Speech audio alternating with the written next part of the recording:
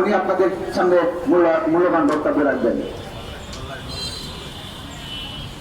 উনি প্রবাস থেকে অনলাইনের মাধ্যমে আমাদের কাছে ভিডিও কনফারেন্সের মাধ্যমে বক্তব্য রাখবেন।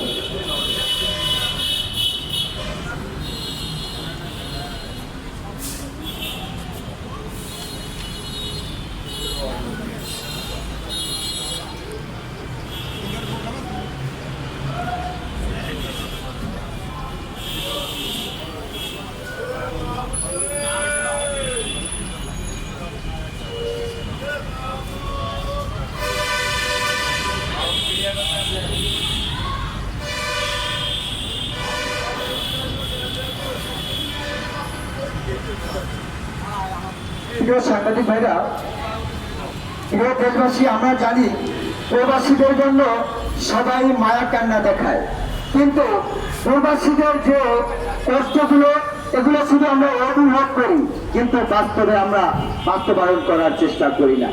যে যারাই রাষ্ট্র ক্ষমতায় আসে না কেন, তারাই শুধু প্রবাসীদেরকে সামনে রেখে প্রবাসীদেরকে দেখিয়ে সারা বিশ্ব তারা দেশের যে সম্মান গঠন করে, কিন্তু প্রবাসীদের মূল্যায়ন করে না।